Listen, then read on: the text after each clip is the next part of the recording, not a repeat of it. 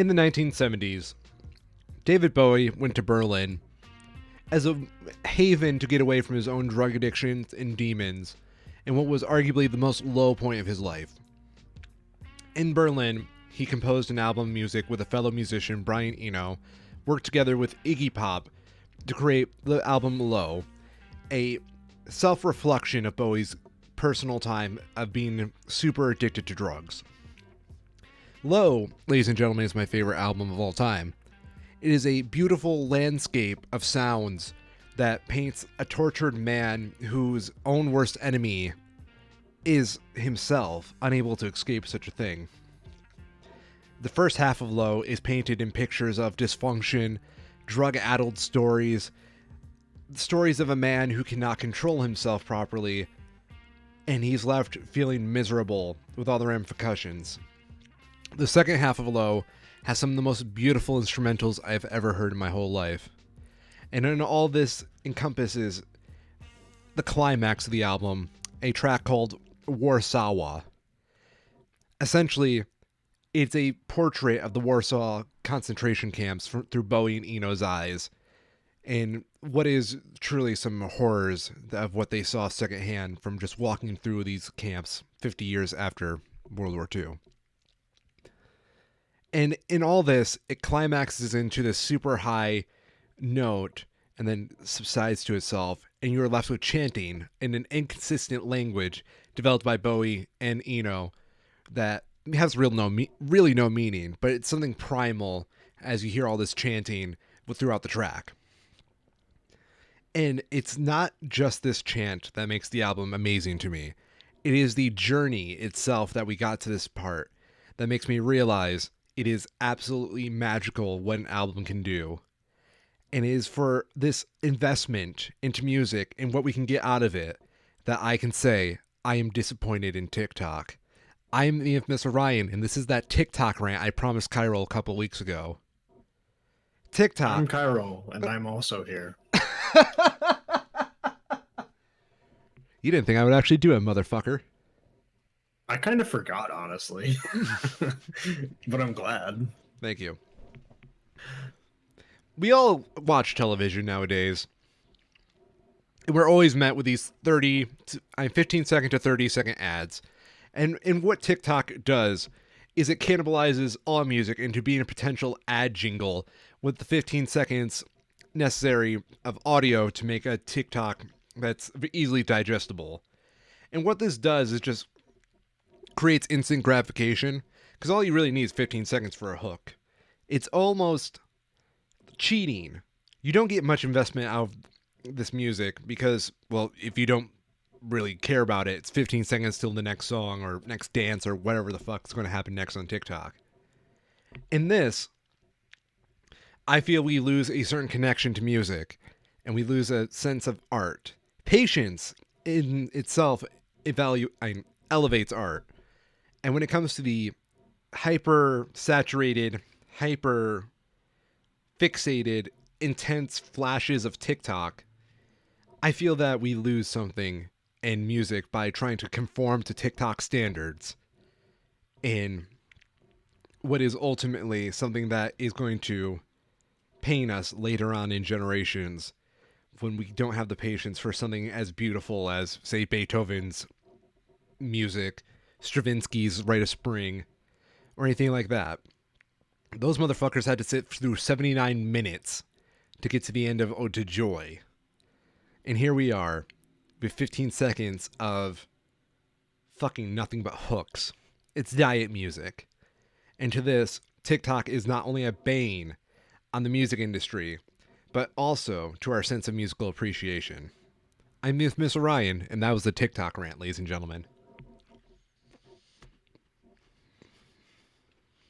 Let's rant about other stuff today, too. This is going to be a ranty one.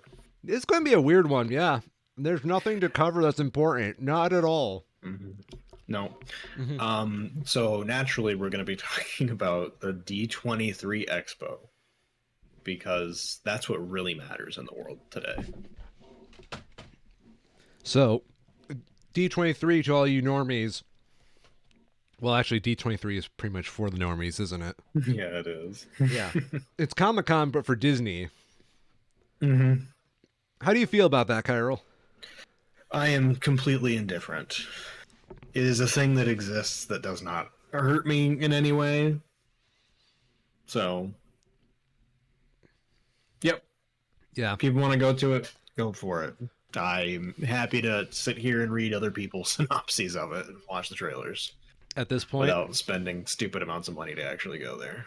I am more happy that I was at home watching Cobra Kai season 5 because all of y'all should watch that karate soap opera. It's really fucking good. Than to be met with the constant barrage of disappointment that is the Disney Corporation.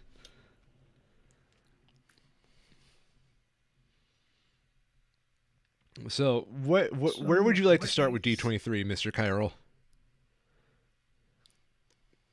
Let's start with the Star Wars stuff, I think, because it'll be pretty quick. Disney's afraid There's to give not Star Wars more movies. a ton. I don't blame them, but I like what they're doing instead. What are they doing instead, Mr. Kyril?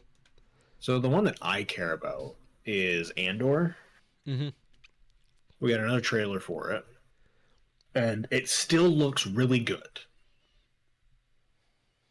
They have a solid cast for it. They are bringing back a lot of the characters that we saw in Rogue One, which makes sense because it's, of course, sort of like a prequel to Rogue One. Um, but it just generally seems to be really well filmed in a way that some of the other Star Wars shows haven't been.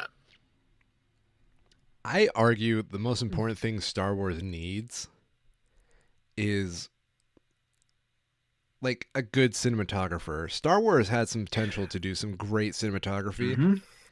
Yep. and yeah, we settled for less. I cannot remember a good shot outside of The Last Jedi for the sequel trilogy. Yep. Rian Johnson, for his many faults, knows how to frame a camera. The man's got talent. One of the, and they know it's a good shot because they put it in every trailer they've released for Andor so far. There is one particular shot that they've reused a bunch of times that I don't even know what the context of it is, but it does this really good perspective thing where the camera is kind of tight in on the person behind them as they're walking across a bridge in some Imperial outpost kind of thing, and they have one of the TIE fighters like just zip by really fast overhead, but in frame. And it does the really good job of like forcing the perspective of how fast and how big they are in the scenery that looks just kind of like dropped in Scotland. It's very well done. But they know it's a good shot because they've used it like 5 times now Hell in yeah. their trailers. I'm excited. Maybe not excited. I am very interested to see how this one goes after having Kenobi be enjoyable, but not quite meeting most people's expectations. Kenobi to me, and I'm not even that. I'm saying this as someone who vaguely knows about it, not so much as a person who's seen it. Mm-hmm. Um, Kenobi to me feels like they had a great idea for the last episode, and they had trouble making a full season of television out of it. Yeah. Yep. Yeah. Well, and even I don't know. I wouldn't even necessarily say that. I think that given the story that they seemed to want to tell, they did a good job telling it. I just wouldn't have told that story. Fair enough. Fair enough. Yeah. Yeah. They do a really good, especially in the first episode. I really enjoyed seeing Obi-Wan dealing like emotionally and mentally with having to not act, because that is the harder thing for him to do, is to not interfere, you know? Mm-hmm. And I would have rather they tried to keep it one way or the other rather than having it kind of flip back and forth. Good point. Good point. Good point. I agree with you. Mm-hmm. But yeah, This one seems to be more of what, so far at least, from the trailers, who knows when it actually comes out, seems to be more of what I would expect from a Star Wars movie with regard to the stakes and the scale. Where you're not talking about like the lives of an individual. This is, the start of the rebellion and, how they got to where they ended up. Mm-hmm. So I have been of the opinion that I feel like Disney is trying to make Star Wars into fucking Marvel 2. And the constant barrage of seeing these shows definitely makes me feel that way. But the sequel trilogy really kind of fucked up their plans, I feel, in the end, because we don't get any more of those blank a Star Wars stories movies anymore. Well, we kind of are. What? They also announced so for live action, Mandalorian season 3 got a trailer, which it's good for it. But they also announced Tales of the Jedi, which seems to be a sort of Clone Wars style animated, and also of sort of from that time period, Hmm. where it is an anthology of stories rather than a more cohesive show. I don't know how I feel about this. 3 episodes, 6 shorts, 2 apiece, presumably. Half will center on Count Dooku, and the other on Ashoka Tano. That's interesting. Mm-hmm. Hmm. There's Okay. promise for sure. The little, uh, what was that one called? Was it just called Star Wars Stories? No, it wasn't. It was Visions. It Yeah. was really effective at that kind of like bite-sized. Here's 15 minutes of this specific thing, and I think for Disney, being where they are with Star Wars and having finished the sort of trilogy of trilogies at this point, they're definitely at a point where they don't seem to know what they want to do. And doing these sort of scattered themes and presentation styles and seeing sort of what sticks, I should at least help them to figure out what it is that they want to do with the franchise going forward, because they're not going to do nothing, right? I'm sure there's plenty of people who would like that to happen, just leave it how it is, but it's a multi-billion-dollar franchise at this point, so Disney's going to continue to do it. And they want to do the thing that people like. If you make shit no one wants to watch, you're not going to make money. Yeah. Eventually, you throw enough money at it today, it seems like it doesn't matter anyways, but eventually you're going to start to lose money. Um, so I could see them doing more of these sort of shorts things as they try to um, target in on what they want Star Wars to be going forward, as they try and figure out what's next. Do you go to the next trilogy? Do you keep doing the Rogue One type side stories? Does it become more of an episodic format, with Mandalorian doing very well, and maybe Andor does exceptionally well too, and they keep going with that? They're definitely trying to figure out what to do next. All they know is they don't want another Rise of Skywalker. I am Probably. curious. Well, Oh, sorry, go on. I I would hope that they don't, but I'm sure it made more than enough. Yeah, it made $1 billion. Like, that's the problem with the Star Wars franchise right now, is that it is so big that Disney can just throw money at it and probably make it back 4 times over. Yeah.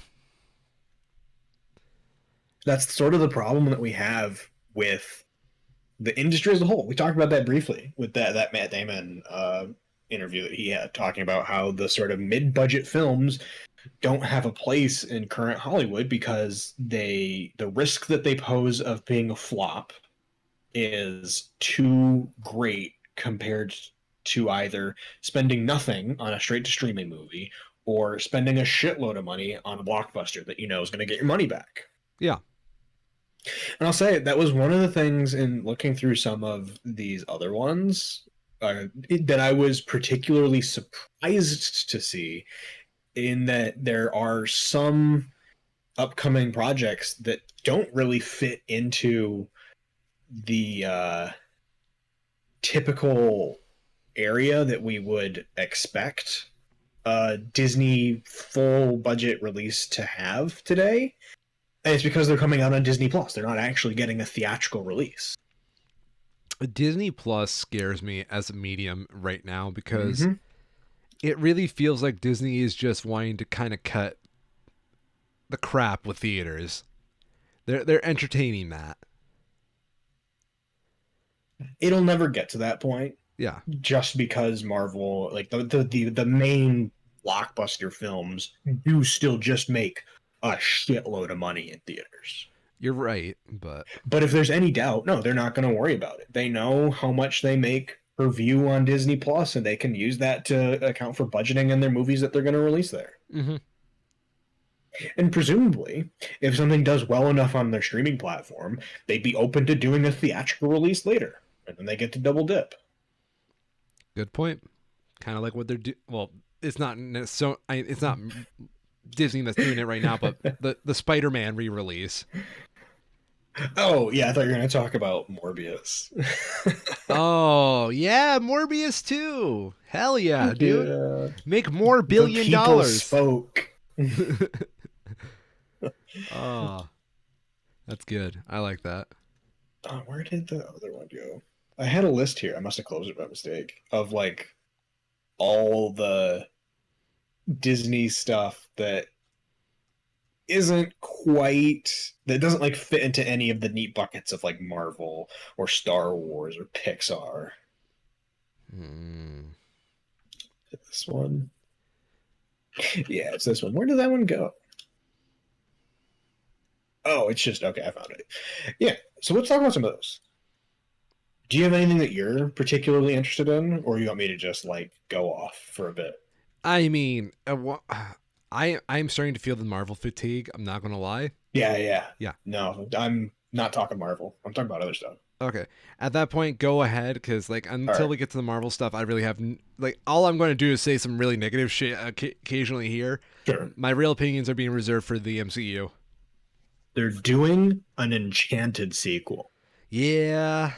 and I'm sure like half of the world probably has no idea what that even means because it wasn't a huge movie when it came out, and it's kind of weird that they're doing it again. But like they got the people back to do it. I'm pretty sure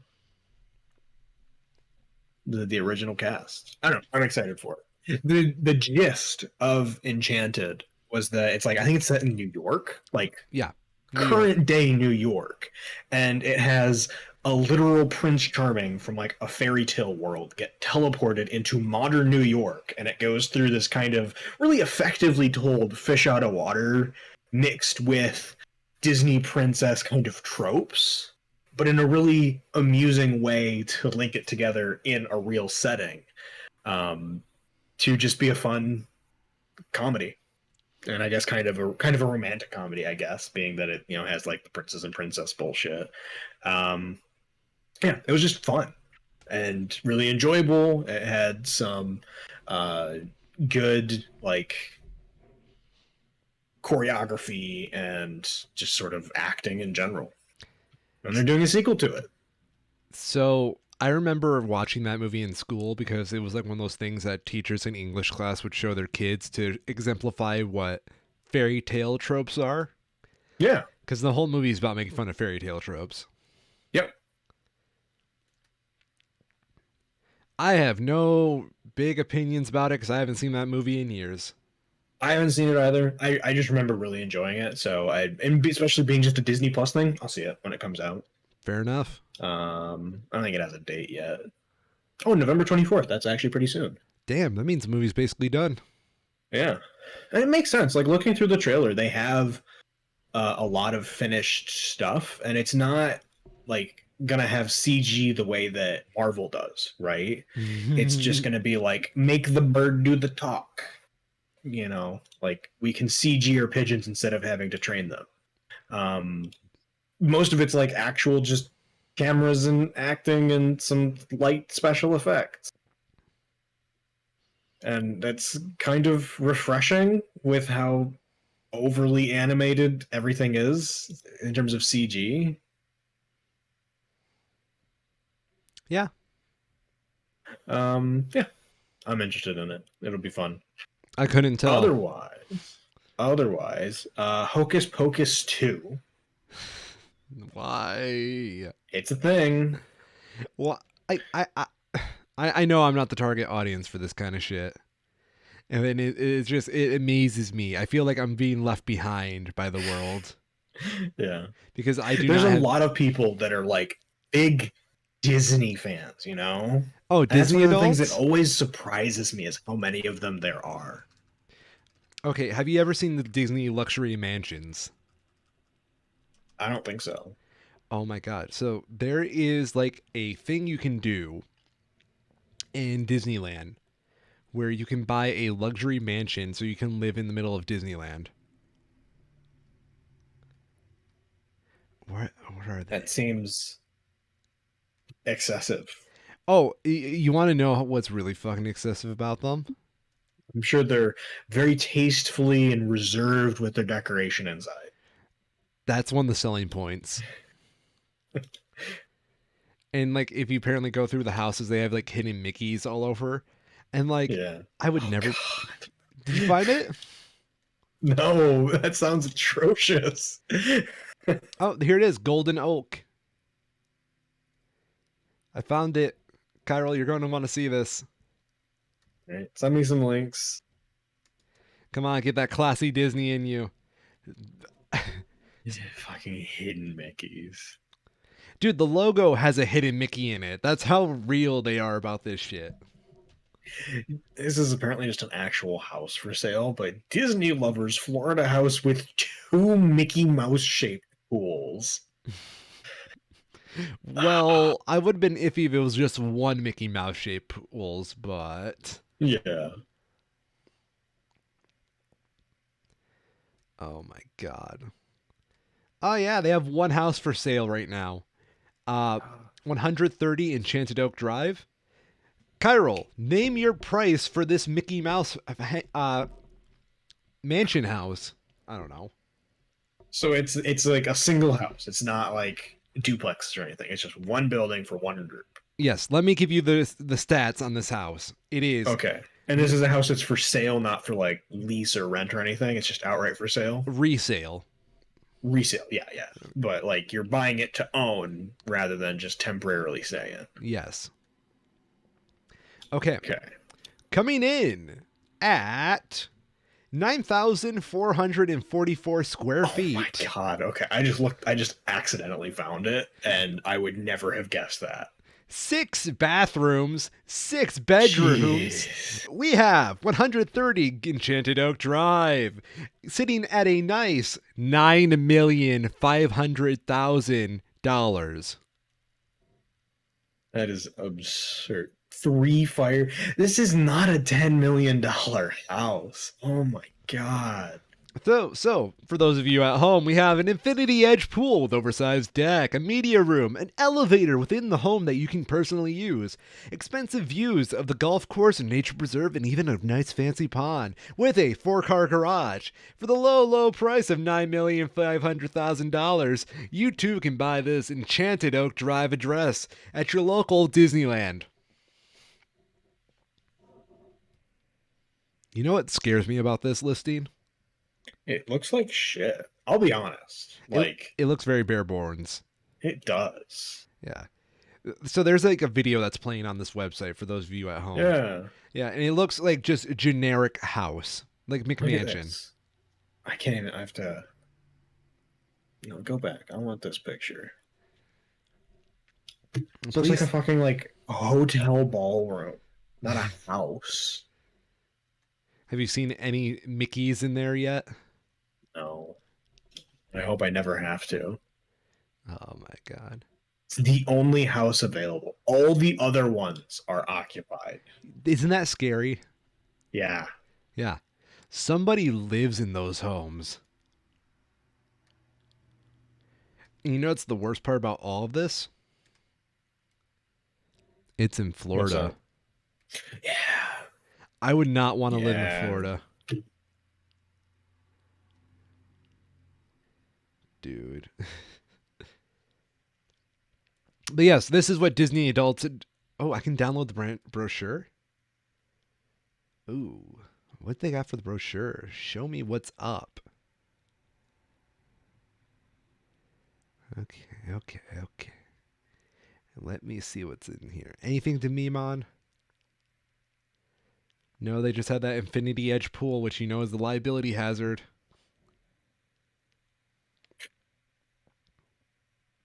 It's crazy. Yeah, dude. I guess in your $10 million, 10,000 square foot home, you can watch a new Peter Pan movie. Why do you say that? Is there going to be a new Peter Pan? Did you just fucking segue? Yeah. Fuck. That was There's a good. new Peter Pan. Good. That was good. Okay. It's live action. It has Jude Law as Captain Hook. And it's coming out sometime in 2023. Nice.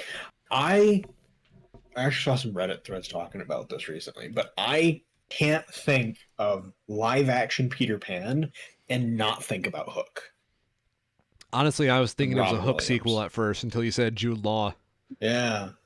No, you can't do a Hook sequel now that Robin Williams passed away. That's R.I.P. just wouldn't be King. right. Yeah. I miss Robin Williams like a lot. Mm-hmm. He was damn good. Dude was fucking perfect. He's like the patron saint of depression. Mm-hmm.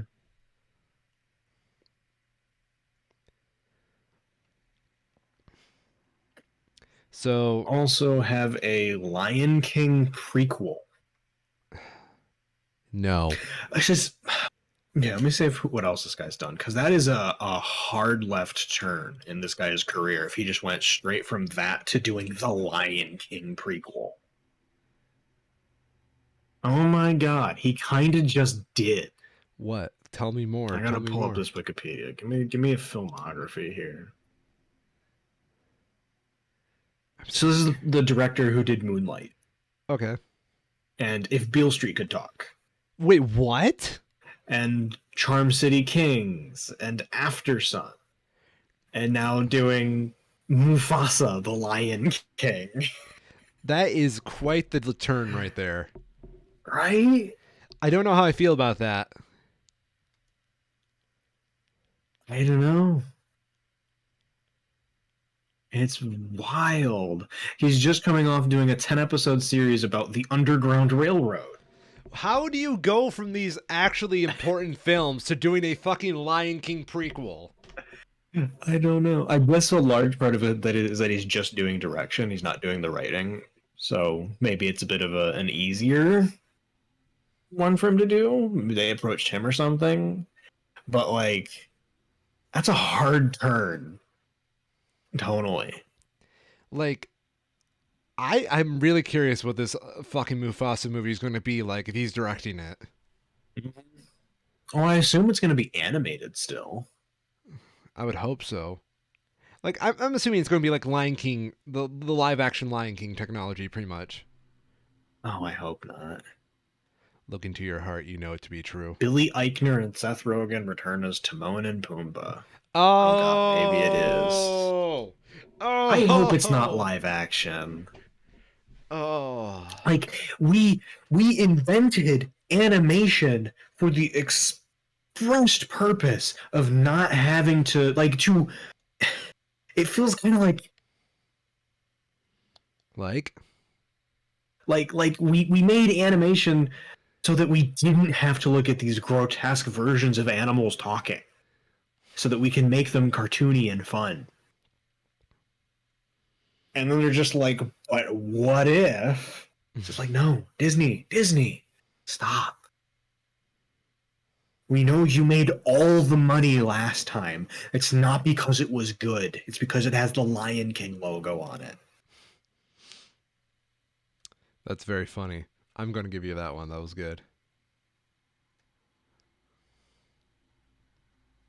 We talked about this one a little bit before the show, though. I didn't realize it was announced as part of this, but they're doing a live action Little Mermaid.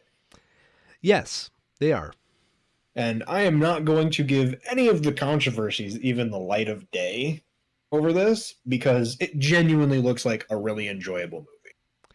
I mean, This is like Mhm. live action done right, assuming they don't auto tune the absolute crap out of Halle Bailey's voice like they did Emma Watson. I'm really afraid because in the trailer, I feel like I heard auto tune, and I don't I know don't if know. I'd it's have to listen to it again. yeah. I didn't hear anything really obvious. You know what Disney movie really pissed me off for auto tuning their vocals? What's that? Encanto. Did they really? Encanto had some really, really bad like auto tuning, and I'm not sure like if most people can hear it at this point, but I can hear it very strong. Like, This auto tuning probably isn't the right way of putting it because it's not literally auto tune, but it is them going in after the fact and digitally altering the vocal performances of their artists. okay, I will say pitch correction. Pitch correction Yes, feels pitch better. correction is probably the right word for it. Yeah, because I'm going to describe It's what I called a retake, Disney. Do it again. what. Retake the scene. Don't fucking pitch correct. Say that was great. But we need you to redo these lines because you were a little bit off. That's what your directors are supposed to do. So like I know movies do it, but I also hear it in pop songs as well.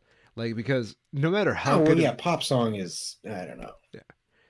no matter how good of a singer you are not going to maintain your exact decibel of like pitch for Yep. more than like half a second. Yep. Yeah. Just not happening. So the moment I can hear like something stay on that note for too long, ooh, you're on my list. You're pushing it. Yeah, you're pushing it, buddy. I would just, and I know why they do it because they're corporate, probably bullshit, perfectionists, whatever you want to call it. Yeah. But like, just leave the flaws in. That's one of the things. Like, people go out of their way for live performances for that reason. That it is real. Yeah. I have to listen to the trailer again because there's not a ton of actual singing in it. Mm-hmm. Um, Do you hear it? no, I'm not going to do it right now. Let's do it Okay. later. Okay. I can actually like turn up the volume a bit and Yeah. really listen for it. But this is one of the only live action ones I'd be interested that I wouldn't actively avoid, based on what we've seen so far. So I have really weird feelings on this one because I have high hopes, but Yeah. it's not for the reasons people think. It's because Nope. I found Davy Diggs, who is the best cast member of Hamilton, by the way. He is going to play Sebastian, and Was it Davy he's Davy Thomas. Diggs? Yes, Thomas Jefferson and Lafayette in Hamilton. Oh, yes, yeah, he's excellent. Yeah, I want that under the sea cover so fucking bad. And I think he can really pull off that role well. Davy Diggs is one of those people I would see in almost any role, to be honest, because he fucking rocks Hamilton. Yeah. Yeah. No, he's excellent. Yeah. I am concerned how they're going to live action the animals because I'll still maintain I think it looks like shit every time they've done it so far. Like, fish and crabs and shit don't really have mouths, you know? Yeah. I guess we'll see. It's gonna be weird. Dude, I don't know how they're going to do Sebastian because like crabs are uncanny as just an existence, you know? The one thing that I really thought watching through this trailer, the first time I did it, is that I wish very much, rather than Disney doing all of these, that's a crab, yeah, Yeah, that's not the Sebastian crab, but that's where they have to go off of. yeah. Like, where are you gonna put them out? Yeah. I guess maybe you just don't. Yeah. Maybe that would be the best way to do it. Is don't even try to make it look like it's actually moving its mouth. It's just like emoting with like its eye stalks and shit. That probably would be best. And if they're smart, they'll do that. I don't trust them to be smart though. I expect them fully to try and do some weird shit with the actual crab mouth. And it's not going to come across well. Exactly. For those of you who don't know, I just put that new cloth Pokemon that was announced this week Yeah. in the chat as well. Good crab boy, Um, that one. it's a very good Crab Boy.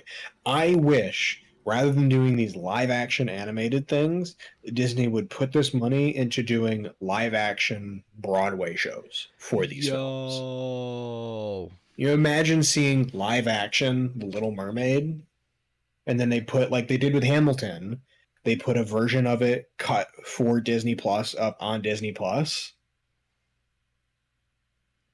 Yeah. I'd be way more interested in that. I would love to see Lion King, like Broadway, brought to Disney Yeah. Plus. Well, so to be fair, they do have already a Lion King Broadway show, I'm pretty sure. Yeah. I mean, that's what I mean, though. I would love to see the Broadway performance on Oh, Disney yeah, Plus. yeah. Absolutely. I'd be way more interested in seeing that. Yeah. Because it's different. Like, I don't need to see a fucking lion with bad CG mouth syndrome trying to talk and sing and shit. Says you. It says to me, yes. But hey, they made billions of dollars, so what do I fucking know, right? You don't know shit. You can't afford the Disney luxury house, Kyril. You're not wrong. Once you can afford the Disney luxury house, then we can talk. In fact, what you don't know about each of those houses is that there's a little piece of Walt Disney buried on the premises somewhere on each property. This acre has his toe. Ooh, big toe or little toes? We don't want to get into the details.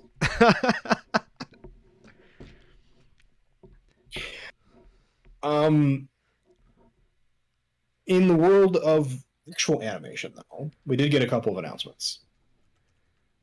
So the one that I saw about, because it looks like an older animated property, is Elemental, which is got a fire girl and a water boy, and it's not about Avatar this time. Oh, what? It is exactly what it sounds like, and it's not Shark Boy and Lava Girl either. Ooh. I know, I was disappointed. But the water guy is being immediately and justifiably compared to Osmosis Jones because it looks very similar. Have you seen the comparison? Yes, I have. It's been all Yeah, over yeah. Twitter. Yeah. And Like, fair. Yeah, shame on them. Yep. It is a good design, though, so other than that, no idea about what the movie's about. I assume it's because one is made of fire and one is made of water, and it's going to be another Romeo and Juliet ripoff. Yeah. Maybe we'll get to see people actually die in this Disney movie. Ooh. Wouldn't that be a nice treat? You mean like Mufasa? Did Disney the oh shit, West Side Story, the remake that they did? That wasn't Disney, but I know that you're talking about. No, it wasn't. Okay, No. But it's really good. I recommend they kill some it. kids in that one. Yeah. Well, they killed It, they kill some kids in West Side in general. yeah, yeah. I saw it a couple of weeks ago just because it was on TV. It's like, it's West Side Story. How bad can it be? Yeah. It really just made me want to go and rewatch the first one, honestly. Really? Yeah. I like the It's new not one bad more. by any Yeah. means. Yeah. But there's a couple of parts that were you could feel the COVID crunch. Okay. I'll put it that way. Yeah. Couple of scenes that felt a little empty. All the performances were excellent. It was more the settings and the how they patched it together felt a bit 90%.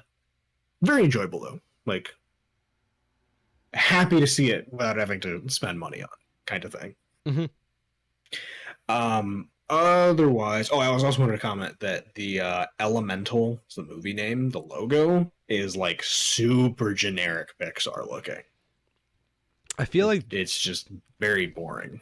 Pixar feels like it's been on autopilot lately. I wonder if they're getting, because we're talking about this later, but how Marvel is having issues with their animation side of things with just massive burnout because of it's Marvel unrealistic expectations and massive workloads, on and on. I wonder if Pixar is having a similar thing, because they're definitely doing, it seems at least like they're doing more full movies today than they have in the past. Yeah. I feel I wouldn't be like surprised. I wouldn't be surprised if Disney itself was like pushing the production load on Pixar to do more content for Disney Plus. Mm-hmm. So it's like an artificial inflation of work where they kind of split the teams up and added more people. So there's less quality on the teams, but more teams. Yep. Yeah. And other ones, there's an Inside Out sequel. Why? It'll probably, because the first one made a bunch of money. It'll be fine, you know? Like, think about every Disney sequel ever, right? They're fine. They're inoffensive. Who cares, right? Like, the people who actually went and saw Frozen 2 probably really liked it because they gave enough of a shit to go out and actually see Frozen 2. And it's probably going to be the same for this. If you care enough, you'll probably enjoy it. The kind of person who doesn't care isn't going to see it in the first place. And it'll just be fine. It'll be the summer 2024 animated movie to go take your kids to see because you want to go and see a movie and get out of the house. And that's fine. Fun on a bun. Three more here. One that's kind of quick. Strange World, Disney animation, not Pixar. Intergalactic adventure with a it's the Croods in space, I think.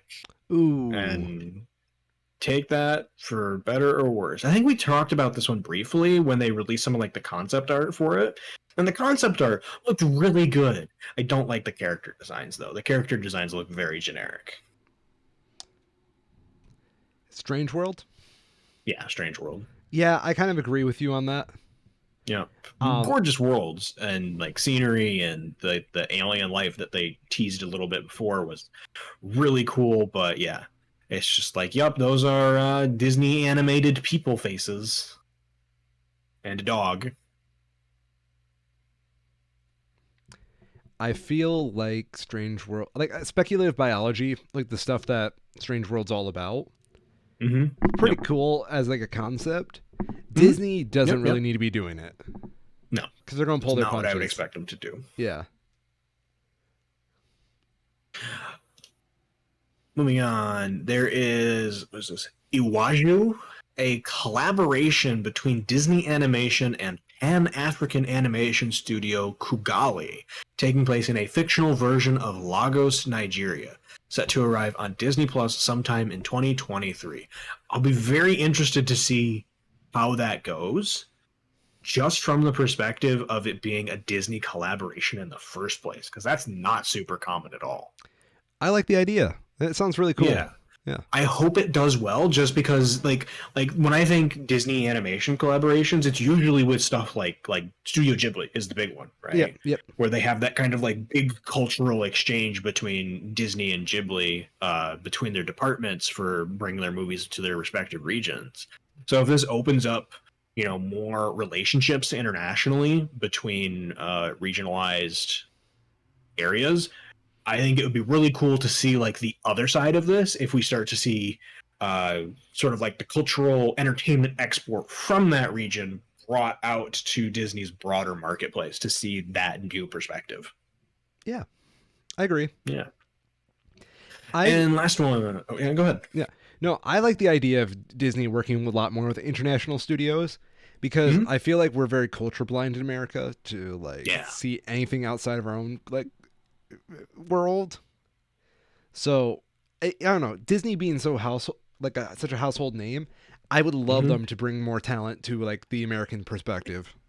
Yeah, use that clout for something good. Yeah. Last one, we have Wish, a November 2023 release, another traditional Disney animated film. Follows a young girl named Asha who wishes on a star and gets a more direct answer than she bargained for.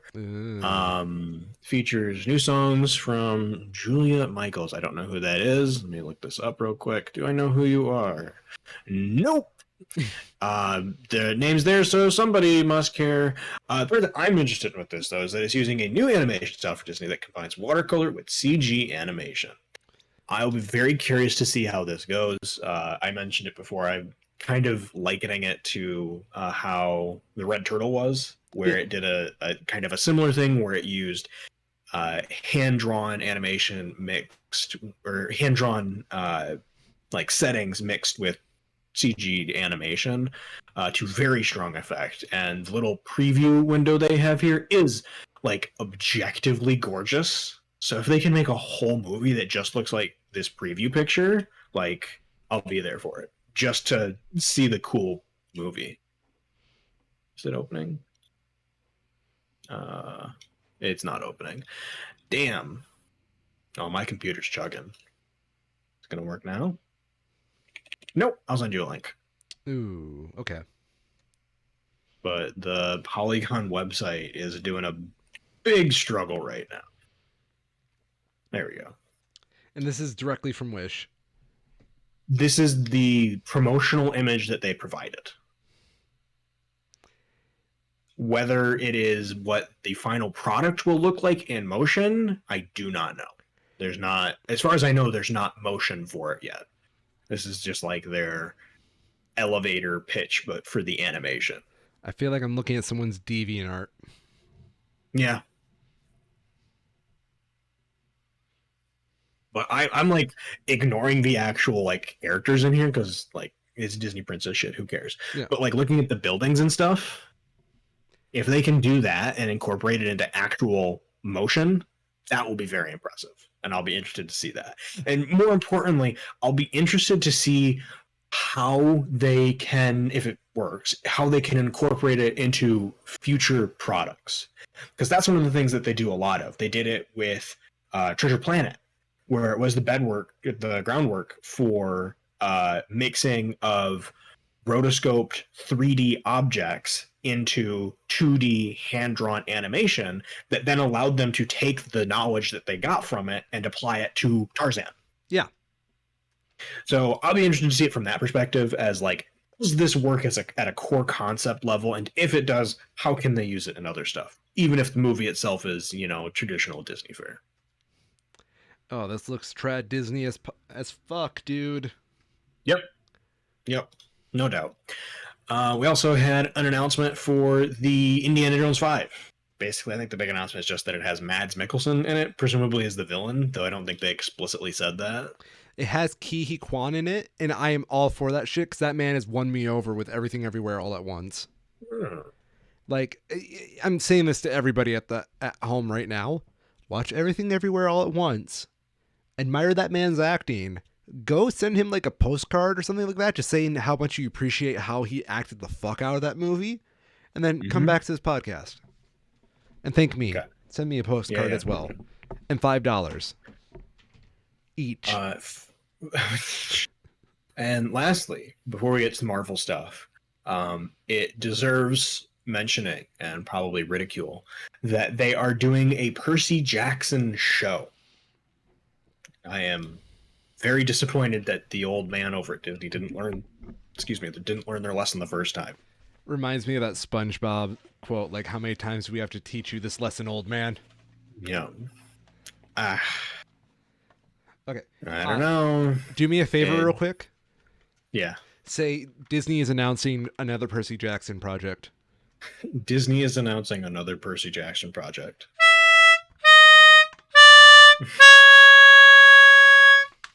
Thank you. There we go.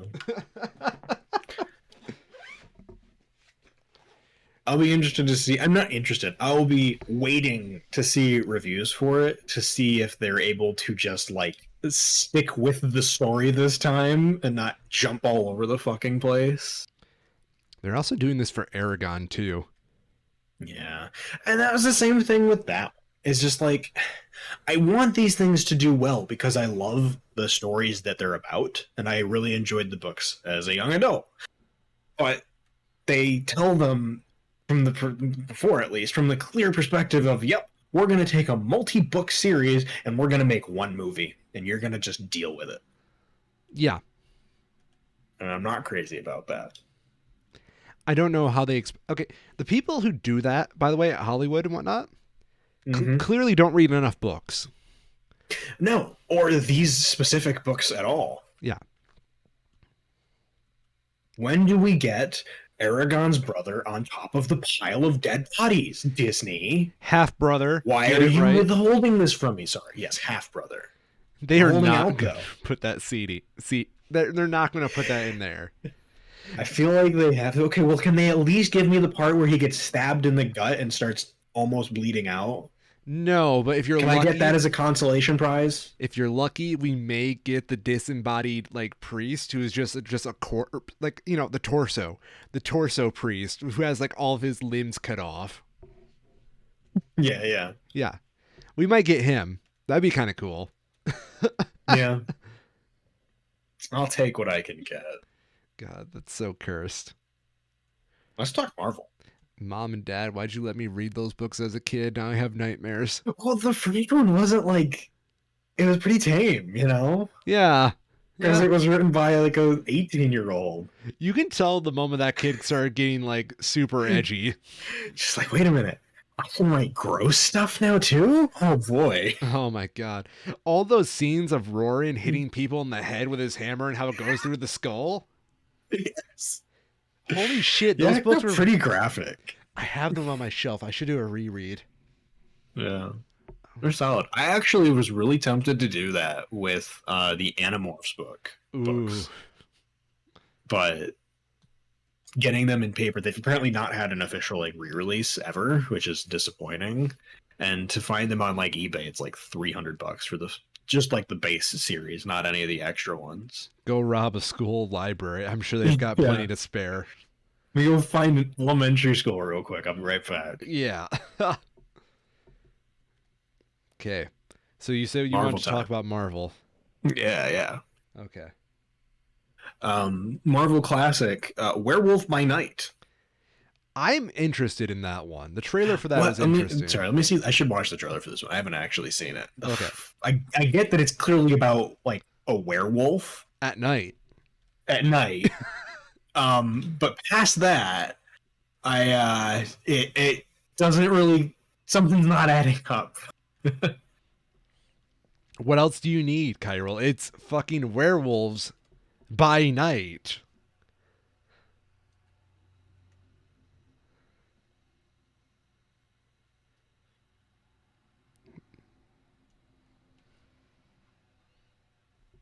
While he's doing that, ladies and gentlemen, I am going to see if we have more examples of all the fucked up shit that happened in the Aragon books.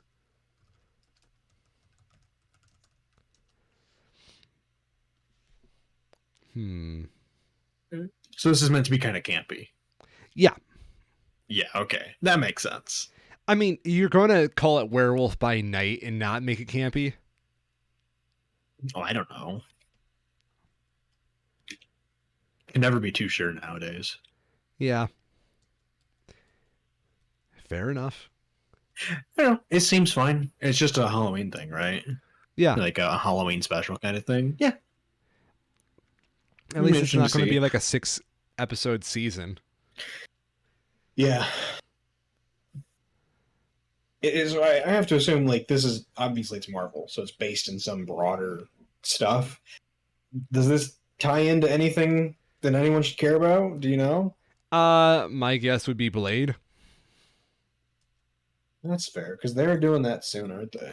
Yeah, if this is like a sneak preview for Blade, I'm cool with it. Man-Thing has his own Wikipedia page. Man-Thing? That's what it says. I'm not making this shit up. Marvel's doing something a little different with a Halloween special streaming on Disney Plus on October 7th. Called Werewolf by Night, it appears this Halloween special features Man-Thing and stars Gail Garcia Bernal and Laura Donnelly. I didn't realize they were bringing Man-Thing in. That's kind of fucking hype. Yeah. Look at this monster. I love him. Why did nobody tell me Man-Thing was showing up? Look at him. Isn't he fucking adorable? I want a plush. I want a Funko Pop of this motherfucker. You know what this is? They have to do it so that they can bring him in for Thunderbolts. Oh, shit. Yes. Put Man-Thing on the Thunderbolts. Yes. Like, unironically though, they're kind of missing that sort of like character now that we have the full lineup, and it's just a bunch of regular looking people. Why the fuck are you putting Abomination in all these things and you don't put him on the fucking Thunderbolts? I'll Yeah, tell you no, what. Abomination is not in Thunderbolts. Yeah, he should have been in there because like they need a Hulk analog. What's the fucking point? Yeah. They know they're gonna get Man Thing. Yo, That's the thing. the only acceptable answer is Man Thing is coming in. I will let you get away with that if you put my fucking Swampy Boy in there. Look at him. He's even got fur, Kyril. You could like pet him. Oh my god, werewolf! The character's called Werewolf by Night. Is he?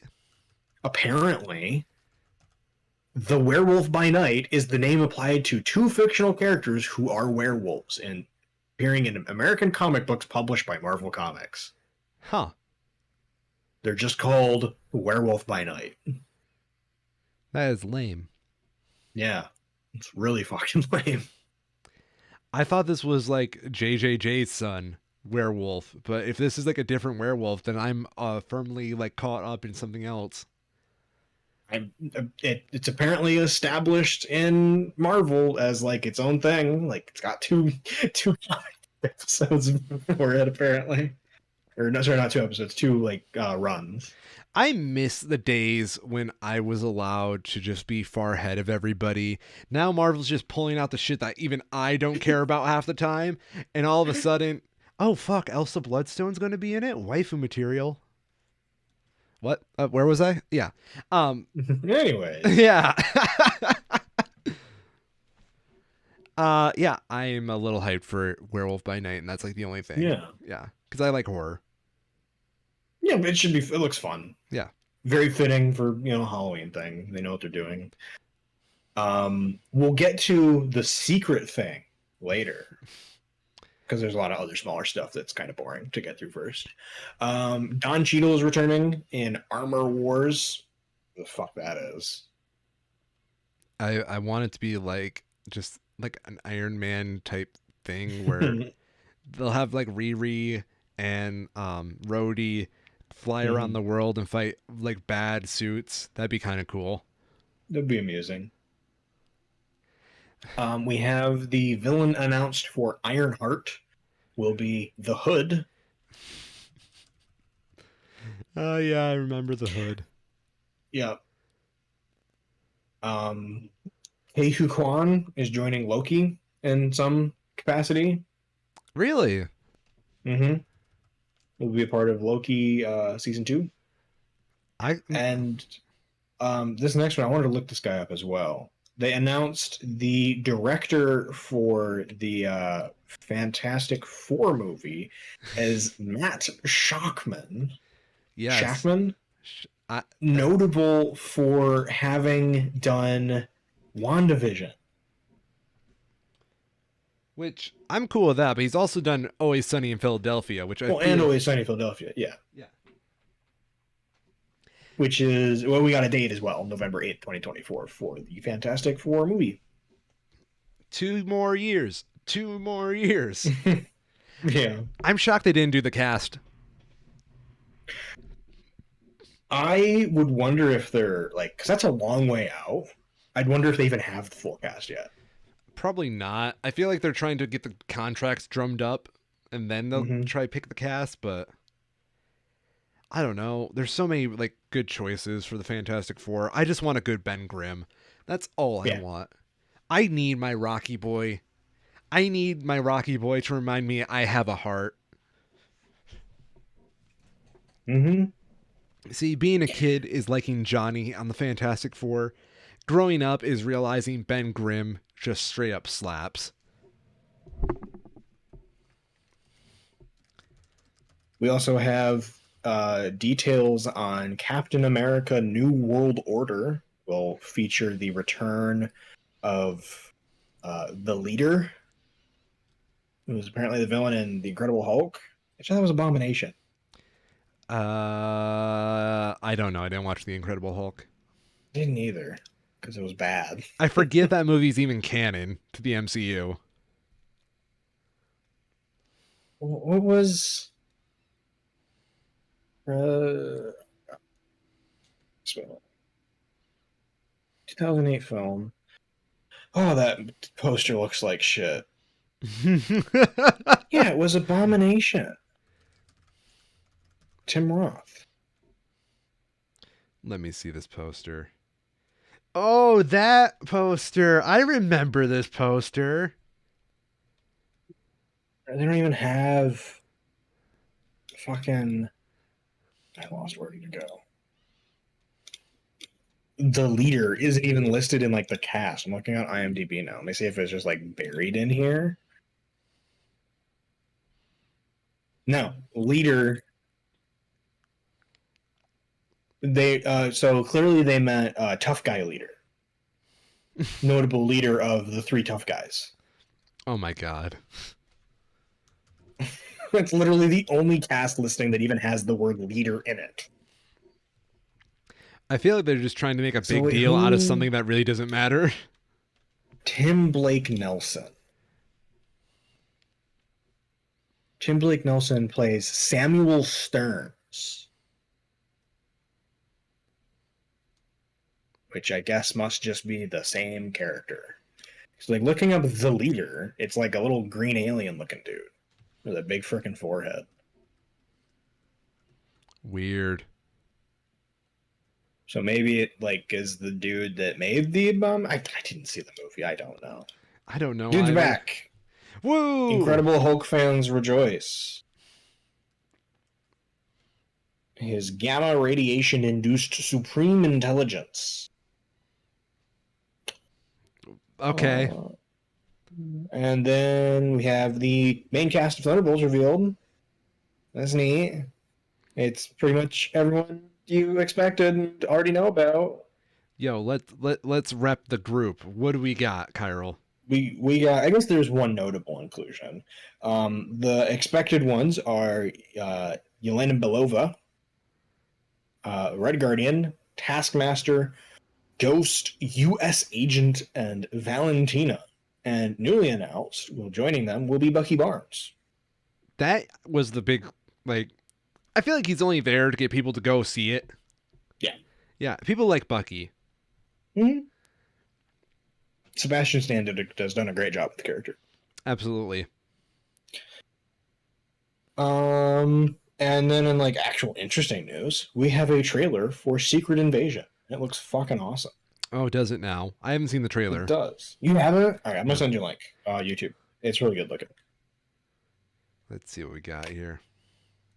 It's got Samuel L. Jackson doing Samuel L. Jackson things, and like, what more can you ask for? You know? Samuel M. Jackson. Touche. Yes. I'm sure no one has made that joke before.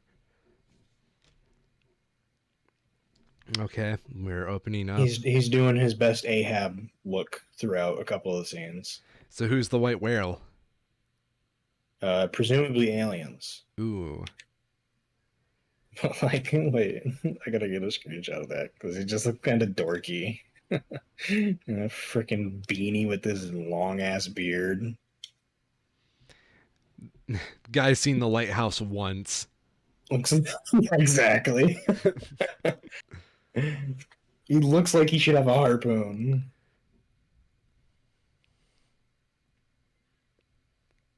So this is just Samuel L. Jackson going from place to place hunting aliens. Yes, That's kind of cool. it is. Yeah. Yeah. It's got quite a few returning characters from other stuff, particularly from the Captain Marvel movie, because it's kind of tied into that. Mm-hmm. But I mean, yeah, that's the gist. I'm here for it. Yeah.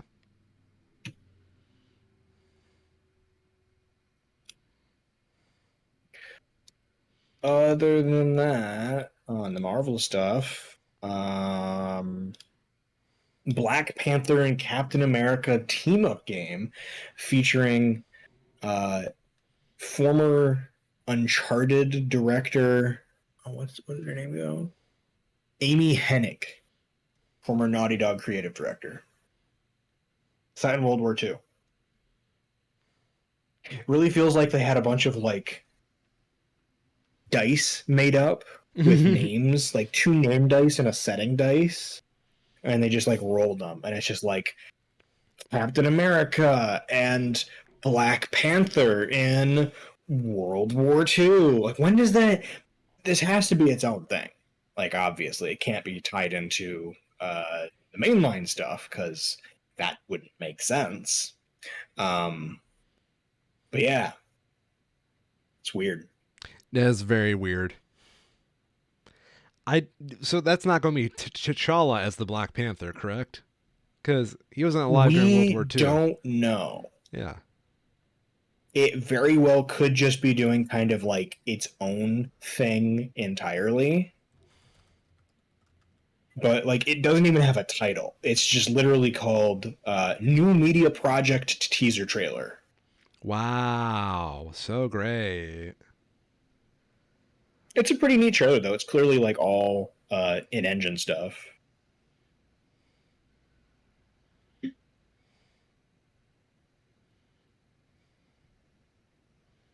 Send you this one too. I am hopeful for it. You know, the people who have worked with the Uncharted series are very good at these sort of cinematic video game type stuff. So if anybody can make it work.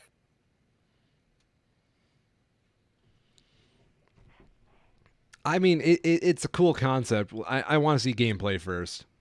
Yep. No, absolutely. Apparently, also seems that it's going to be featuring, I don't know her name, the second in command of Black Panther. Yes. You know who I mean, though? Yes, I'm going I to look do. it up real quick. Yeah, please. Because she's been in a lot more stuff and probably going to be a key character. Not Nakia? Okay. Played by Lupita Nyong'o. Her character seems to be in this, as well as probably a variant of Bucky Barnes, I'd have to imagine, because they talk about this from the perspective of 4 heroes. And the big ones are, of course, Black Panther and Captain America, and then it's like their second in commands, respectively. Makes sense. Yeah.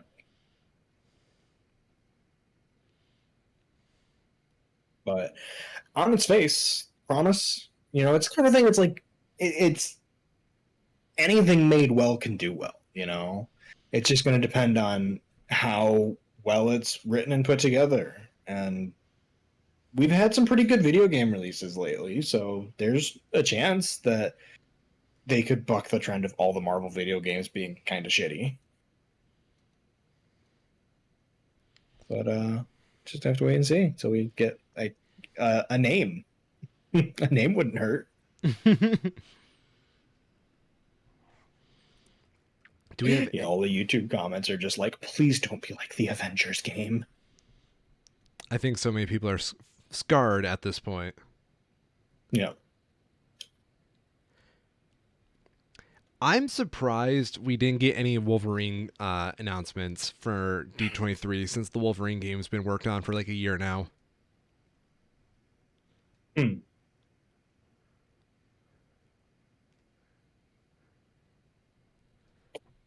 interesting. I'm kind of surprised in general that they're not pushing into the mutant stuff at all.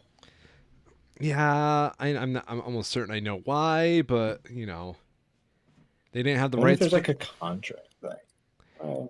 I think so, because like they're not casting any mutants yet in the MCU because the Fox contracts are going on until 2025. But they bought Fox. Yeah, that means they bought the contracts as well. Yeah, so they have the contracts. Yeah, but they can't recast anybody until 2025 if they do any appearances as those characters. Oh, so like they have to have the actors and shit. Yes. Until those gotcha. Yeah, that makes sense. Yep.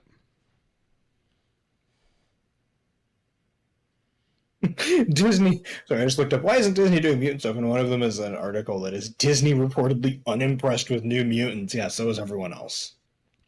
Wow. Nobody saw that coming.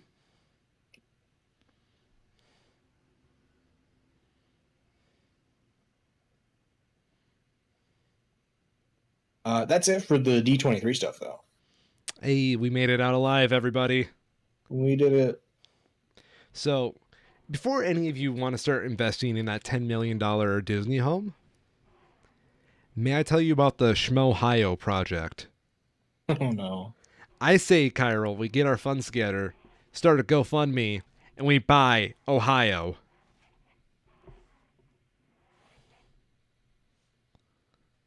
I don't want Ohio, though.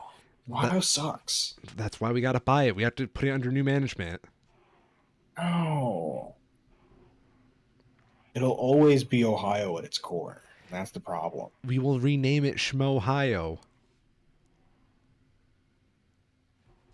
I don't know. I'm not sold. Not yet. Not yet. I'm just saying, wait for it, everybody. We will eventually get there. Just with a donation of $5 a day, we can build Schmoes.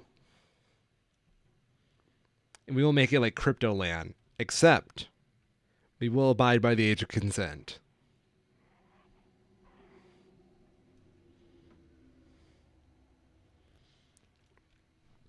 So I saw a movie over the week.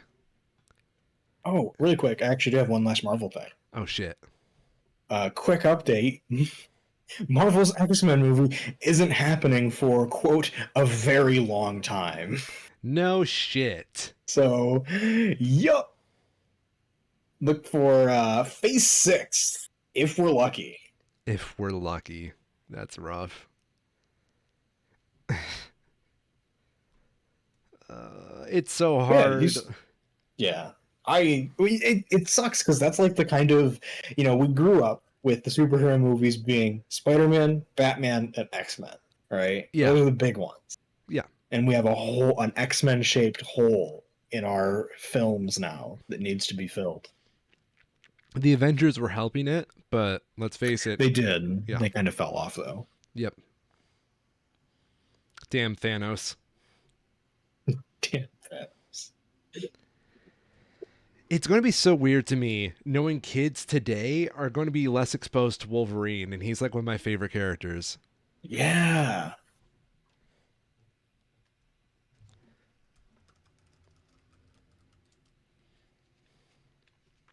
So non-Disney stuff. Yo. Actually, no, isn't it? Oh God, is it Disney still?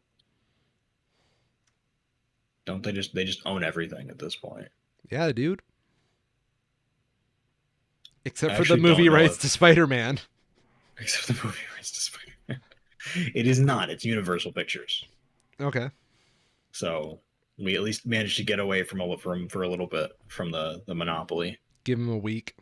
They'll buy him.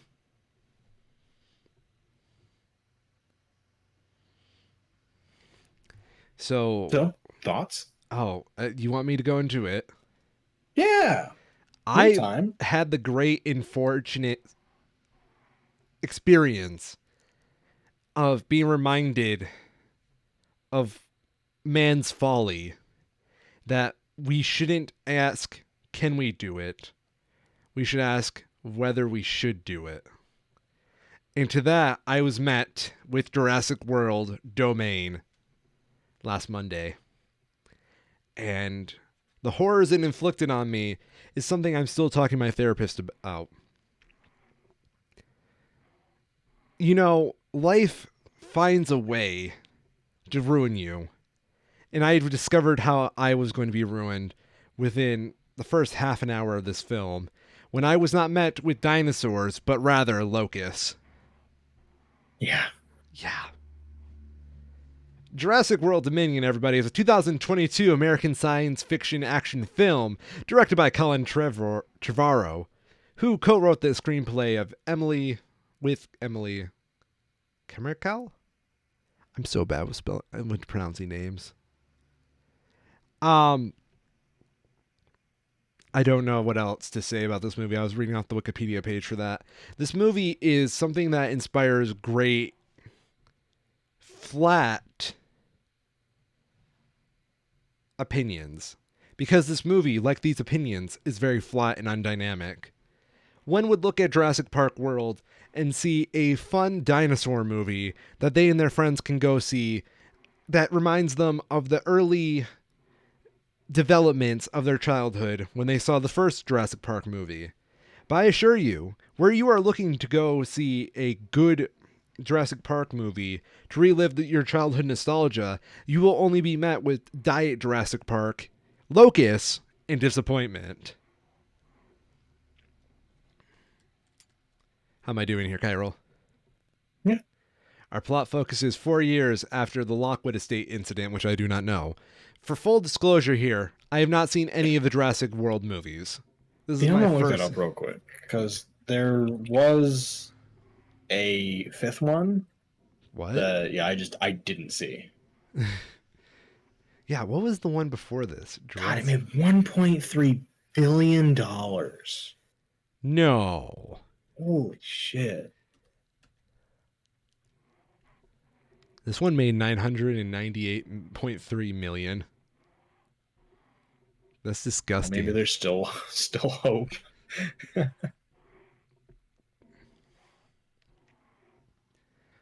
So dinosaurs in this world are now de-extinct, which is a stupid phrase. Yeah, it's apparently the actual term though, unfortunately. I know. Now dinosaurs are everywhere. They're an invasive species. Everybody is in panic because velociraptors are chasing them. But we never see this shit because for whatever reason they decided it's more important that we focus on locusts in this movie. Because scientists are taking Jurassic Park dinosaur DNA and mixing it with locusts because they thought that would be a fucking good idea. Instead, locusts are swarming all over the United States and eating all the wheat, which we need that shit. The movie then becomes a giant race around the world to end these giant locusts to also reunite the Jurassic Park 1 cast for nostalgia's sake and make a lot of money. I don't know. This movie is like 2/3 a spy thriller, and it sucks. It's a Chris Pratt spy thriller at times, and Chris Pratt is not a good spy. He is Chris Pratt, and he has like no lines in this movie, which is very odd. He has no character arc in this movie, which is very odd. He has nothing going for him that I find likable about Chris Pratt in this movie, which is very odd. The only character who is even remotely attached to who they are is Jeff Goldblum, playing the delightful and lovable Jeff Goldblum. This whole movie, you're met with... What the... Okay. What? Fallen Kingdom is just as much of a clusterfuck. No way. Yeah. Oh, God. Yeah. Oh, God. Let me know when you get to the end here. This is a fucking trip. So are we just going to, like, diss on the Jurassic World movies? Because I'm all for that. Yeah. Yeah, they deserve it. Yeah.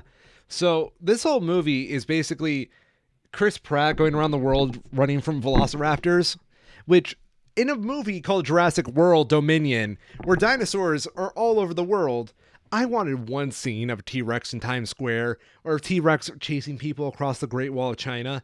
Not fucking velociraptors that are trained to attack anything a laser pointer points at, which is a plot point in this movie, stupid as it is. You can train a velociraptor, ladies and gentlemen.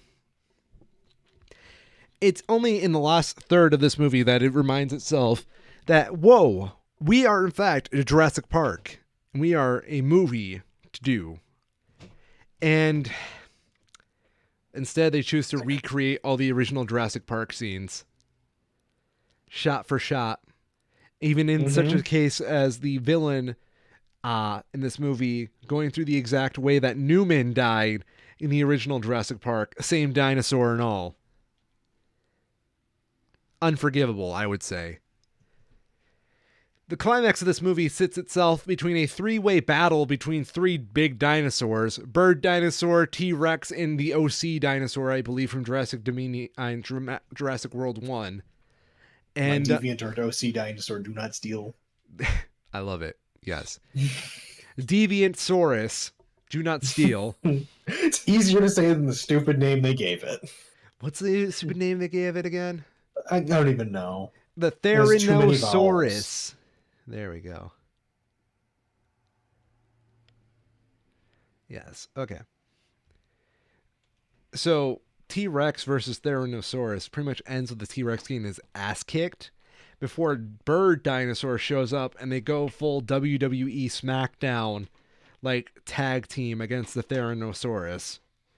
In which case they both go, "Yeah, we did that, bitches." Then the Jurassic Park theme starts playing as the humans get away on a helicopter. Jeff Goldblum smiles at the camera and says, "Thank you for paying for my kids' grandchildren's, scholarships in the future. The Goldblum dynasty will live forever. Go to apartments.com." Which there is a scene in here where he gives a lecture, and it feels like an apartments.com commercial. By the way, it's absolutely terrible. But that's just how Jeff Goldblum rocks the world.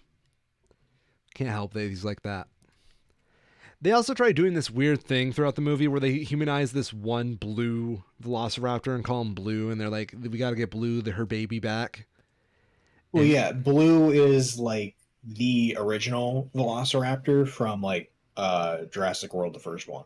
Oh, I didn't know that was actually like a significant plot point. Yeah, it's like a specific Velociraptor. Yeah. Damn. Yeah. Okay. Well, they're like, "You're my boy, Blue." And they pretend like there's like a big plot point about getting Blue, her dinosaur, back. But it's like, what the fuck do you want from me? I don't care about this dinosaur. All I want to see is just fucking Jeff Goldblum and Chris Pratt run away from dinosaurs all day. Which, surprise, surprise, there's a significant lack of in this movie. I don't know. There's no story to this film. There's simply the dinosaurs and the people. And in some cases, dinosaur people who really just came in here to get like a fucking check. Things happen and exposition fills in the gaps to tie it together. Dinosaurs run amok. Hilarity ensues, ladies and gentlemen. Are you ready for the synopsis of Jurassic World Fallen Kingdom? Because holy shit, I wasn't. Okay, but it better have locusts. It does not. It has well I don't want to spoil it. We'll get to it because there's a twist. I was not expecting, but they go ahead and do it anyways. Okay. So this was the fifth one of the six. So immediately after when they restarted the series. Shortly after the events of Jurassic World in 2015, a small mercenary team arrives on the abandoned Isla Nublar to collect DNA from the Indominus Rex remains in the lagoon, which died to the T-Rex and got chomped by the really big fish in the little tank thing. After they collect a bone sample, the Mosasaurus, which is a big fish, devours their submersible. They try to flee in a helicopter. T-Rex attacks, but they manage to escape with the bone sample, also allowing the Mosasaurus to escape into the open ocean. So that big fucking dinosaur is now just in the ocean. Nice. 3 years later, a United States Senate committee debates whether Isla Nublar's dinosaurs should be saved from an impending volcanic eruption. Mathematician Dr. Ian Malcolm testifies that the dinosaurs should perish naturally to correct the wrongful cloning done by John Hammond. Meanwhile, Jurassic World's former operations manager, Claire Deering, has established the Dinosaur Protection Group to save the animals. This is the same person who was notably completely indifferent to whatever the fuck happened in the first movie and was literally like in universe just there to keep the park running. Didn't give a shit about the dinosaurs at all. After the Senate rules against rescuing the animals, Hammond's former partner, Sir Benjamin Lockwood, which I guess... So, sorry, this is the partner from, like, the original park. Summons Claire to his Northern California estate, Lockwood Estate. Lockwood and his aide, Eli Mills, reveal a plan to relocate the dinosaurs to a new island sanctuary.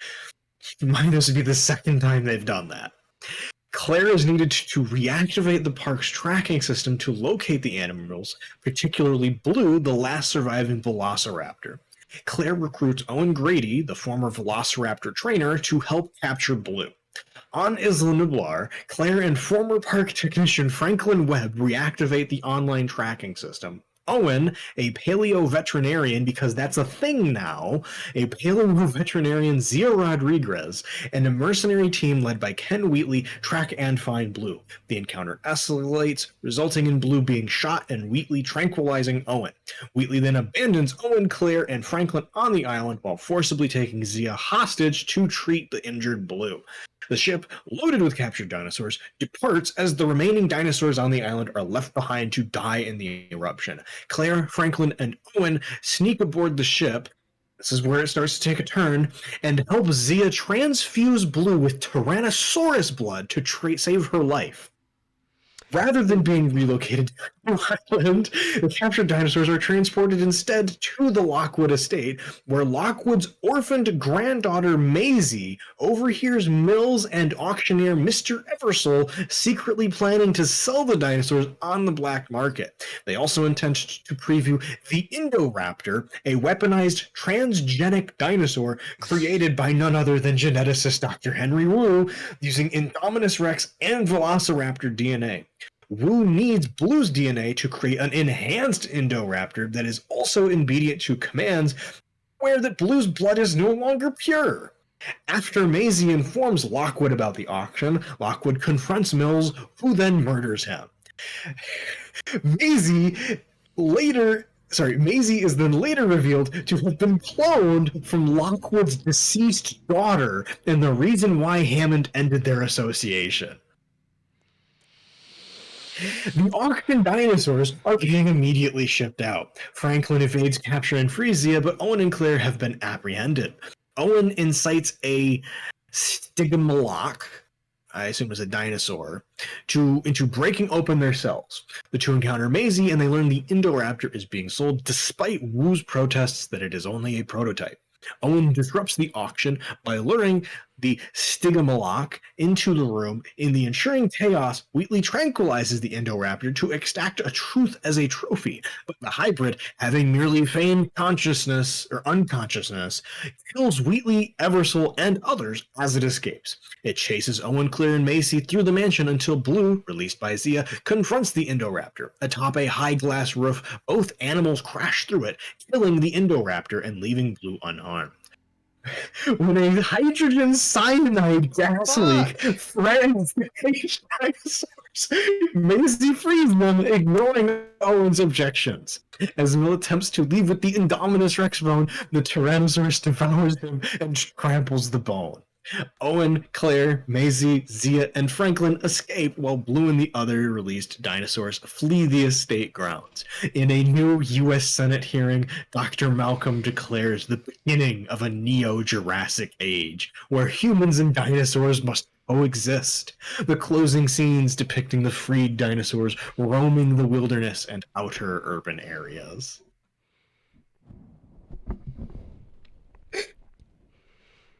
I don't have bug dinosaurs, but I have fucking clones of people's dead daughters.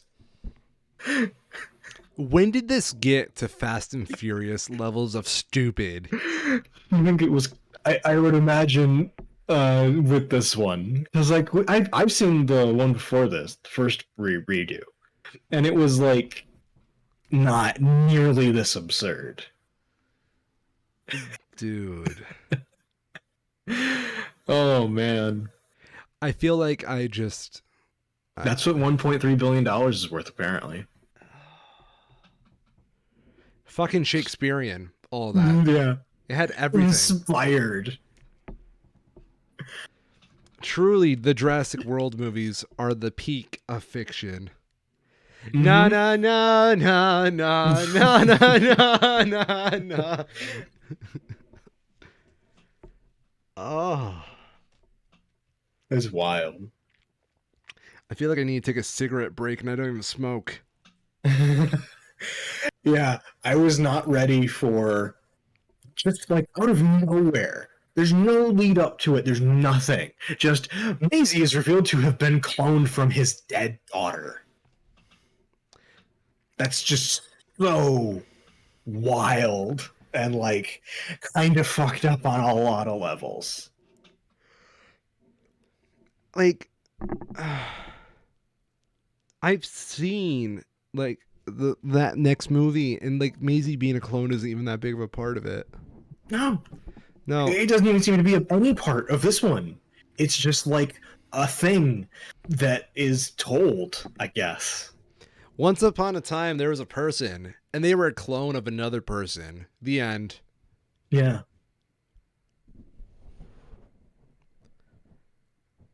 Shit, seriously? Motherfuckers will watch So this that. one made $1.3 billion in 2018, and it was only the third highest grossing movie that year. What was the fucking other two? Black Panther and Avengers Infinity War. That's so That is weird. just wild to think about, though. Just the scale of what film is now. Compared to even like 20 years ago, right? Yeah.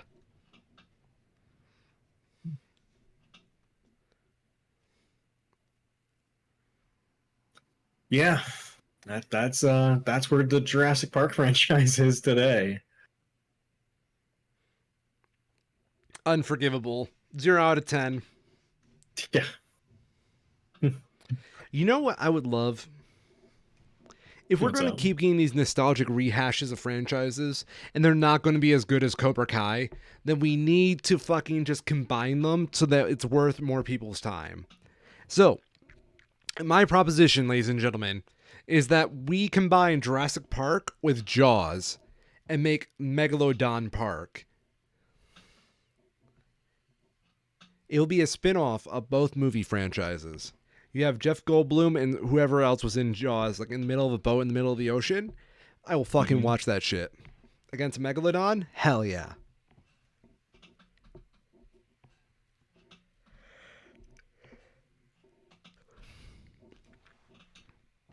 Yep. I could totally like that seems to be kind of a big deal given that like the thing that could casually eat whales is now just out there. But, you know, Yeah, they don't touch upon that in the sequel either. That's a good point. no. No. They definitely feels like they have like a list of bulleted points of like these are the things that we want to happen. Go make a movie. And they check off all the boxes and they're good. Hydrogen cyanide. Oh no.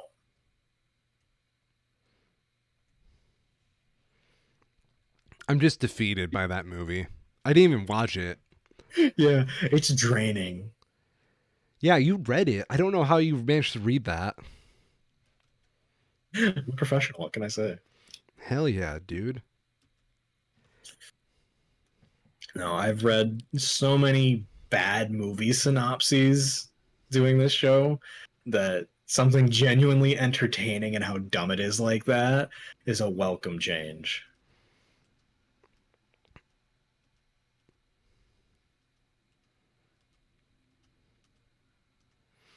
Four years after the Lockwood Estate incident and the volcanic eruption of Isle Nubar, de-extinct dinosaurs freely roam the Earth, causing ecological disasters. Amid global efforts to control the invasive species, Boston Genetics established a dinosaur preserve located in the Dolomite Mountains of Italy, where they conduct genomic.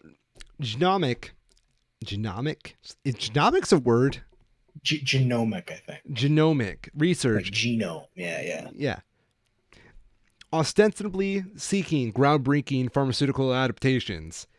Claire Deaning, Zia Rodriguez, and Franklin Webb are still with the Dinosaur Protection Program and investigate illegal dinosaur breeding sites, while Claire's partner, Owen Grady, works as a wrangler relocating stray dinosaurs. At their remote cabin in the Sierra Nevada mountains, Claire and Owen secretly raised 14-year-old Maisie Lockwood, Benjamin Lockwood's biogenetic granddaughter, while protecting her from nefarious groups seeking to exploit Maisie's unique makeup. Now, are we talking about, like, genetic makeup, or are we talking about, like, her makeup kit? When Blue, the velociraptor that Owen raised, arrives with its asexually reproduced hatchling, Maisie names it Beta after they bond. Having grown increasingly frustrated living in seclusion, Maisie sneaks away. Mercenaries kidnap her and capture Beta. Owen and Claire immediately launch a rescue effort. Elsewhere, swarms of giant locusts are decimating crops in the south-central United States. Botanist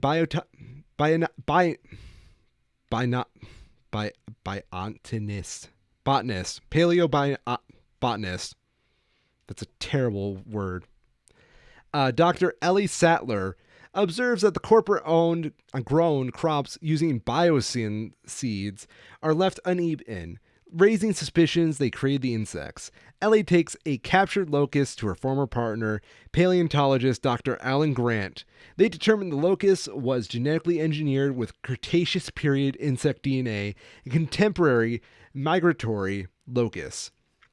Meanwhile, Franklin, now the CIA's Dangerous Species Unit, informs Claire and Owen that Maisie and Beta were likely taken to Malta. Upon arrival, they infiltrate a dinosaur black market, accompanied by Owen's former Jurassic World colleague Barry Sabane, who works... Sorry, real quick. Yo. Just keep in mind, this is the second dinosaur black market in as many years. Noted. Who works with French intelligence and is leading a raid. Carnivorous dinosaurs are being unleashed during the foray, causing havoc. With Barry's help, Owen and Claire learn that Maisie and Beta have been transported to Biosyn. Sympathetic cargo pilot. Kayla Watts has witnessed Maisie being trafficked, agrees to fly them there. Croatian chaotician Dr. Ian Malcolm, now working for Biosyn, has sought Ellie's help to expose CEO Dr. Lewis Dogson after communications director Ramsey Cole warned him of Dogson's illegal activities. Dogson has exploited dinosaur genetics, including former NGen geneticist Dr. Henry Wu, modified the transgenic lotus to avoid Biosyn corpse so that Dogson can control the world's food supply. Wu is now denouncing the plans, citing it as the cause for global famine as locusts spread unchecked. Wu meets Maisie and explains that his former colleague, Dr. Charlotte Lockwood, Benjamin Lockwood's deceased daughter, used her own DNA to reproduce to genetically identical Maisie. Charlotte altered Maisie's DNA with a retrovirus injection to cure her daughter from the fatal disease she had. Wu believes that Maisie and Beta's asexual conceptions, along with their DNA, are key to creating a pathogen to halt the locust outbreak. You know, anybody else can figure that out for themselves. Yeah, of course. Just take the DNA and shove it in the locust. Bang, bang, boom. A quintoncologist attacks... I'm not pronouncing these dinosaur names right, people. Quetzalcoatlus. Quetzalcoatlus. Thank you, Mr. Science. It's just Spanish. Is it? Quetzalcoatl. It's like the goat eater monster down in Mexico. Oh. No sembre. See. Attacks Kayla's plane in Biosyn airspace, forcing Owen and Kayla to breakfall into a reserve while Claire is ejected into the valley. Following separate encounters with a Theranosaurus, Pyroraptor, and Dilophosaurus, Dilophosaurus. Yeah. God damn. I swear, I graduated college. There's a reason that they just called it the T-Rex. Yeah. All this shit is... It's literally Latin, right? Yeah, fuck it's Latin. It's a dead fucking language. Died for a very good reason. I'm looking like an ass on my own podcast, and that's my job. Inside Biosyn, Ian and Ramsey guide Ellie and Alan on accessing a restricted lab to obtain a locust DNA sample. While there, they encounter Maisie, who wants to leave with them. Discovering the breach, Dogson and incinerates the locusts to destroy the evidence, but they escape through an air vent, causing a wildfire around the site. Alan, Ellie, and Maisie barely escape the facility before finding Ian. They then meet Owen, Claire, and Kayla, and Ramsey later joins them. That's such an awkwardly worded sentence. Yeah. They then meet... I don't get why they have to have like 18 people in these. Yeah, dude. I don't get it. Dogson flees with dinosaur embryos via a hyperloop and becomes trapped in a tunnel and is killed by 3 Dilophosaurus. I said it. As the group works together after being acquainted, Owen captures Beta. They, along with Lou, escape in a Biosyn helicopter amid a battle between a Gigantosaurus and the Theranosaurus and the first park's veteran Tyrannosaurus, which is somehow still fucking alive, according to that. Yeah, I don't get that. Ellie and Alan rekindle their relationship before testifying alongside Ian and Ramsey against Biosyn. Owen and Claire and Maisie return home to reunite Beta with Blue. Kayla purchases a new plane. Wu releases a host locust carrying the pathogen, gradually eradicating the swarms. Around the world, dinosaurs and humans adapt to a new coexistence while the United Nations declare Biosyn Valley an international dinosaur sanctuary. Just imagine like some kid in the Midwest finds like a baby triceratops, mom got hit by a car or something, doesn't matter. Yeah. They raise it up and it just starts to get too big, and they're like, all right, we can't raise a fucking dinosaur, of course, but they have this dinosaur sanctuary in Biosyn Valley that we can take it and it'll be safe so no one will hunt it. And they go there and they have to trailer it because it's like a fucking horse at that point.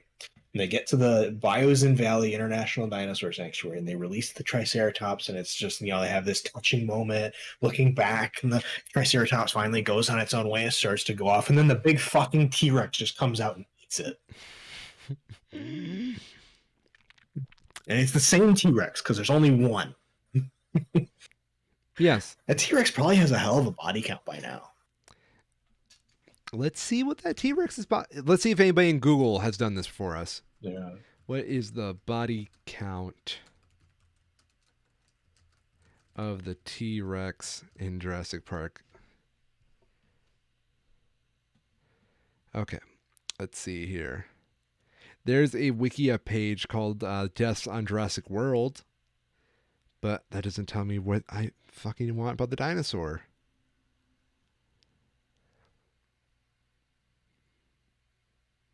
I don't know. Fuck it. Yeah. I'm not going to page 2 of Google.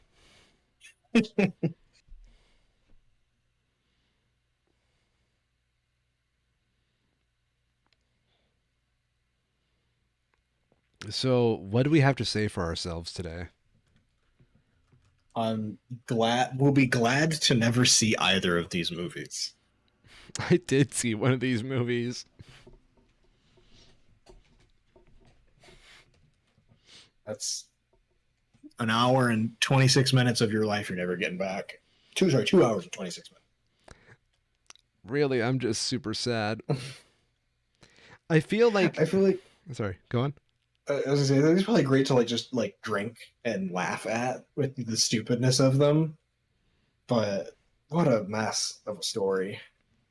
Someone allowed that to happen.